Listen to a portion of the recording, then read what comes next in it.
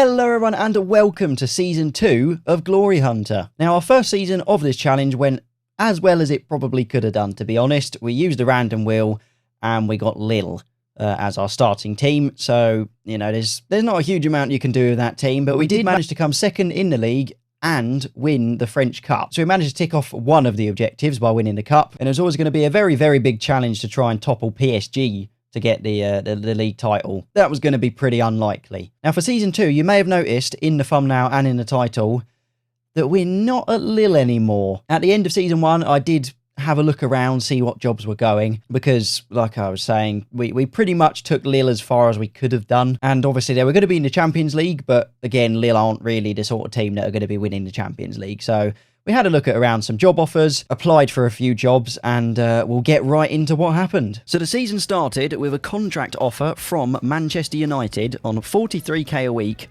for 3 years. And to be honest, we were going to take it, weren't we? Here we go. Here's the confirmation that we took the offer. We won the cup with Lille, but that was pretty much all we were going to be able to do. With Manchester United, hopefully, we're going to be able to do a lot more. Now, this is the squad we have inherited, sorted by abilities. You can see we've still got Bruno Fernandes, Varane, Sancho, Rashford, Eriksen, Casemiro. So they're going to be the main guys for us. And then this is sort of like an initial starting 11 that we have got before we make any transfers. Nothing really unusual about the starting 11. We do have Cuadrado in right back, actually. But I think that Man United had brought him in on a free. So that's why he's there. But other than that, we've got Sancho, Fernandes, Anthony, Maguire, Varane, all those usual people. The only difference, probably, compared to the real-life Man U team is that we're using Rashford as our striker. Because at this point, Man United still do have Ronaldo, but they don't really have anybody else. So I decided that Rashford is going to be our main man up in front. But moving on to transfers, we have brought in Dybala.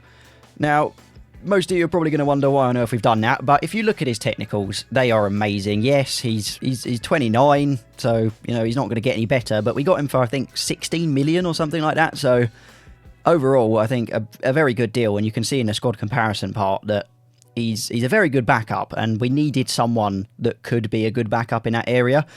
Other than that, we've brought in Milinkovic-Savic, and we brought him for like 62 million, I think he was. I mean, you can just see on the attributes there, he is fantastic. And I think he's going to be a first-teamer for us for a long time. To be honest, in that sort of attacking midfield role, it's going to be a fight between him and Bruno Fernandes as to who actually starts most of the games. We'll have to see if either of them get unhappy with their playing time. But other than that, we've also brought in Scalvini for £22 million. If you've played Football Manager 2023, then you'll know who this guy is. He's a 19-year-old wonder kid centre-back, already 3-star. Looks like he could be up to 4.5-star potential, so we needed a younger centre-back, I guess, and that's who we've brought in. And then we find out that Bruno Fernandes is going to be injured for the first 2 months of the season. So it looks like Savic is going to have his first team opportunities for at least 2 months, and then of course Dybala is probably going to end up the backup role for that. Now we can see that our friendlies went pretty well. We won all 5 of them, including one against Bayern, which was a very good result for us. Christian Eriksen actually scoring the goal in the 2nd minute. And if we move on to the season preview, we can see that the media have predicted us to be 4th, with perhaps a bit of a battle between us, Newcastle and Tottenham. So that's kind of where we're going to be aiming for. Of course, as part of the Glory Hunter, we want to win the Premier League, so that is our aim overall, but it looks like it might be a bit tricky to do that this season. Now, kicking off our Premier League campaign, we have an away fixture against Nottingham Forest, with Rashford getting the first goal in the 13th minute. And then Sancho picking it up from a long ball, running it into the box and just boots it in himself for the second goal. We then get a third with a penalty from Eriksen. Shaw with a long ball over to Rashford for him to get his second goal of the game. And then Cuadrado with another long ball over to Rashford for him to complete his hat-trick to make it 5-0. The next game was against Fulham at home, and we won 3-0 with Cristiano Ronaldo actually getting himself a goal. And then we find out that Malaysia is going to be injured for 4 to 5 weeks. And then Cuadrado is also injured for 2 weeks, so that's both of our right-backs injured. Not great. But Nonetheless, we still managed to win our next game against West Ham 1-0. And then we brought in Riddle Baku from PSG on a loan, just as another squad option for right back. As we've seen, we cannot really afford to have too many more injuries in that role. Our next game was at home against Spurs, where it starts off with a throw-in, and Eriksen manages to find Sancho, who blasts it home to get the first goal of the game. But in the 61st minute, Oliver Skip makes it equal, but Eriksen once again getting himself an assist from a free kick, and then right in the dying minutes of the game, 87 minutes in, Ronaldo blasts it home to make it 3-1. We then beat Crystal Palace away from home 4-0, and our next game was our first Manchester derby of the season, where we managed to win it 1-0 courtesy of Cristiano Ronaldo with a lovely strike in the 88th minute. And with that, 6 games played, we actually sit top of the table. Liverpool are equal on points with us, but we've got one more goal difference than us at the moment, so definitely pretty tight at the top. But after that, we drew to Brentford 1-1. And we then had a very hard-fought tie against Liverpool, where they managed to get the first goal courtesy of Rice, and then they get the second one also from Declan Rice in the 30th minute to make them currently 2-0 up. But in the 36th minute, Dybala gets it on to Savic and he brings it home to make it 2-1. And then in the 45th minute, just before half-time, Sancho blasts it into the net to bring it equal. And in the 92nd minute, we have a free kick from outside the area, and Martinez gets us the winner. We then drew 1-1 to Wolves, beat Aston Villa 3-1, and then beat Norwich 4-1 away from home. Our next game saw Leeds United visit us, where we continued our winning form, with Sancho passing it on to Savic and him smashing it into the net.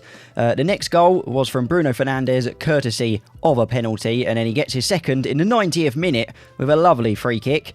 And then in the 90-plus second minute, just to confirm our win, Rashford gets himself on the score sheet. But then we could only get a 0-0 draw in our fixture against Middlesbrough, but then bounced back with a 2-0 win against Everton, both goals coming from Rashford. And then we beat Watford 3-0 with 2 goals coming from Rashford once again, and Ronaldo getting himself a goal in the 88th minute. And with that, it is looking like we really might be on to be winning the Premier League title this season. You can see 15 games in, we're already 39 points, and second place is actually Brentford with 31, tied with Liverpool. But yeah, being 8 points ahead of them 15 games in, it's looking good. But one thing that could put a spanner in the works is that Marcus Rashford is going to be out for 3 to 4 weeks. He's obviously our main scorer. You can see in 17 starting appearances, he's had 16 goals. So we're going to be relying on the likes of Antony and Dybala to hopefully carry on scoring us the goals to win the games. Our next game was against Newcastle United, where Ronaldo gets a starting appearance and smacks it into the net to make it 1-0 in the 7th minute. He then passes it on to Sancho, who also has a lovely strike, making it 2-0 within 12 minutes. Ronaldo shoots again, but the keeper saves, but Fernandes is there to make sure it goes in, and they do get themselves a consolation goal in the 78th minute. We then followed that up with a 1-1 draw against Leicester City, and then finally had our first loss of the season against Chelsea, who beat us 3-0. We then played another London team in the form of Arsenal, but this time it went a little bit better. They did get the first goal courtesy of Smith Rowe, but then Fernandes crosses it into Martinez to make it equal. We then have Dybala, who strikes it in to make it 2-1 in the 65th minute, and in the 94th minute, Martial confirms our win to make it 3-1. But then we find out that Fernandes once again has a long-term injury. He had it at the start, and then in the 13 appearances he's done, he's had a 17.4 average rating. But sadly, as you can see, he's torn his knee ligament, so he's going to be out for the next 2 to 3 months, which isn't great for us, but I suppose it's showing that our signing of Savic was definitely a good one. We then played our title rivals Liverpool, but sadly were only able to hold them to a draw. We then had a very good run of games where we won 5-0 against Brentford, 5-1 against Aston Villa away from home. Then we won 5-0 against Wolves, and then sadly had our second loss of the season against Arsenal, where they beat us 3-0. And we made a deadline day signing where we have signed Marco Asensio on loan for 3 months. It's certainly not the sort of signing I would normally be making, but with Fernandes out for almost the rest of the season, we kind of needed a decent backup,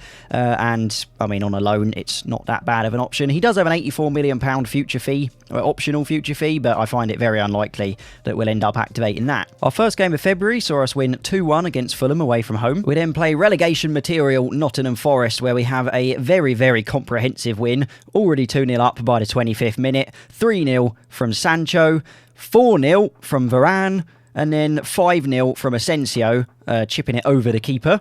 We get the sip from Dybala, And then the final goal of the game, the 7th goal from Dybala once again. We then continue our fine form when we come up against Chelsea, where they actually get the first goal in the 46th minute, I think, but we come back in the 48th, and then Rashford makes it 2-1. Sancho then makes it 3-1, and then Rashford 4-1 here.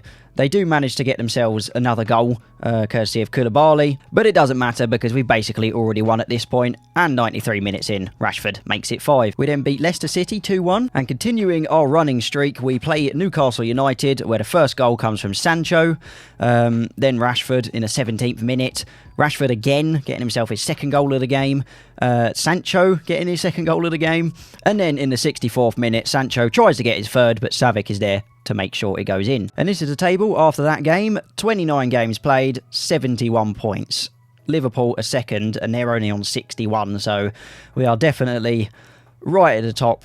And to be honest, if we lose it from here, then that would be the biggest bottle job ever. I mean, you can see Brentford have fully fallen off now. They're down in 6th. At one point, they were on the same points as Liverpool, but I suppose that was never going to last. We then thrashed Watford away from home when we beat them 6-0, with Rashford getting himself a hat-trick. And then to make our midfield issues even worse, the guy that we brought in on loan to replace Fernandes, who was injured, has got himself injured for 3 to 6 weeks, which will basically take him to the end of the season because he's only got 1 month left on his loan anyway. And after that injury, we end up losing 1-0 to Leeds when they score in the 90-plus 3rd minute. But we bounced back with a 2-1 win against Norwich, but then we lost again when we visited Everton and they beat us 2-0. But we bounced back from the loss when we host Middlesbrough, with Fernandes getting the first with a penalty, then getting the second, Martial making it 3-0 in the 65th minute, Fernandes a lovely free kick from outside the area to make it 4-0, Rashford just has this incredible run straight past all the defenders to make it 5, and then to round it off, their defender just fails to make the interception there, allowing Anthony to pass it on to Rashford to make it 6. And after that, we drew 1-1 to West Ham, and that actually confirmed us as Premier League champions. And you can see here our boys lifting the trophy, celebrating the success, and obviously success for us as well because it ticks off one of our Glory Hunter objectives. But obviously, there's still a few games to play. So in the next one, we drew 2-2 in the second Manchester derby of the season. We then beat Spurs 3-0 away from home. And in our last game of the season, we beat Crystal Palace 4-2. We also broke a team record with 105 league goals scored in this season. And this is what the table looked like in the end, with us coming first with 88 points and Liverpool ending up bottling it a little bit because Manchester City managed to overtake them with 75 points.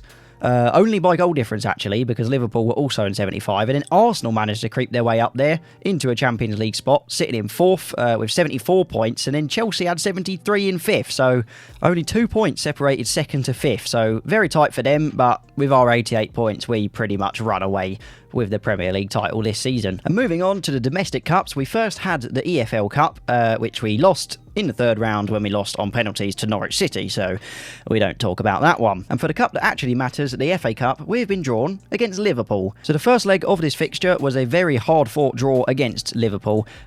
We get the first goal, we then get the second within 10 minutes, but they managed to get one back 24 minutes in and then get the equaliser just before half-time.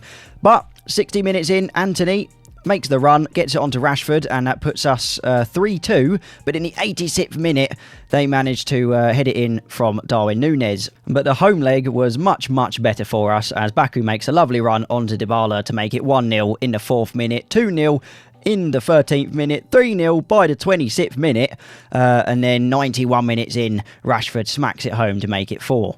And with that, we were drawn against Everton for the 4th round, who we beat 3-0. We then beat Brentford 4-1 in the 5th round, and then beat Crystal Palace 2-1 in the quarter-final. We got lucky with our semi-final draw, where we've been drawn against Aston Villa. As you can see in match 2, it's QPR against Man City, so it could have been a Man United-Man City semi-final. But we managed to beat Aston Villa 1-0, and unsurprisingly, Man City beat QPR, so we have got ourselves a Manchester derby in the FA Cup final. Now, this was a very tight FA Cup final, where we actually go up in the 3rd minute, courtesy of Rashford, but 65 minutes in, the £100 million man Grealish manages to get the equaliser, and not very long after, in the 69th minute, of course, Haaland was going to get himself a goal. But with 1 minute of normal time to go, Rashford makes the equaliser, and then in the 119th minute, only 1 minute to go in extra time, Martial gets us the 3rd goal to have us win the FA Cup. And finally, for the European competition that we're in, the Conference League, the first tie we've got is against SBV Vitesse, who we beat 3-0 in our first leg and then drew against them in the second. And with that, we have qualified to the group stage, basically, and we are in Group D. A pretty easy group. I think the only team that might be a bit tricky is Besiktas, but overall, not too bad. And in the group stage, we went unbeaten, so of course, we qualified for the round of 16, where we have been drawn against AEK Athens, who we beat 4-2 in the first leg, and then beat 5-2 in the second. And with that, for the quarter-final, we have been drawn against Lazio, which could be a pretty tricky game. They're probably one of the better teams that are left in this competition. And if we do beat them, then we'll be playing either Slavia Prague or Fenerbahce in the semi-final. Now, the first leg of the Lazio game away from home was a pretty boring one, where it ended up in a 0-0 draw, and one of their players actually got themselves sent off in the 90th minute. But the home leg had a lot more action going on, where Eriksson gets it on to Anthony to then make it 1-0. Sancho just smacks it past the keeper on the right-hand side to make it 2. Dybala is there to get the third goal of the game, and then 76 minutes in, Asensio is there to make the 4th. So for the semi-final, we did end up playing at Fenerbahce, who we beat 9-0 in the first leg. Absolutely insane, with Rashford getting himself 5 goals. And the second leg was a little bit less crazy, where we only won 2-1 this time. And with that, we have reached the Conference League final, where we'll be playing against Hoffenheim. And the game wasn't really as hard as we thought it might be, as we're 1-0 up by the 7th minute. Savic gives it to Fernandes, who makes it 2. And then Savic himself gets a goal to make it 3. And with that, it's the end of the season. So just showing you the transfers in here, how they performed. So I think almost all of my transfers were pretty decent this season, to be honest. You can see we paid a pretty penny for Milinkovic-Savic, who he spent £62 million on, but in his 33 appearances, he got us 11 goals, 11 assists, with an average rating of 7.4. Dybala, who I honestly didn't think would end up playing that well, we only paid 17 million for him, and he ended up getting us 15 goals, 11 assists, 7.2 average rating. Scalvini, he actually played a lot more than I thought he would. I didn't think he would be a first teamer for us, but he played 42 games, got himself almost a 7.1 rating.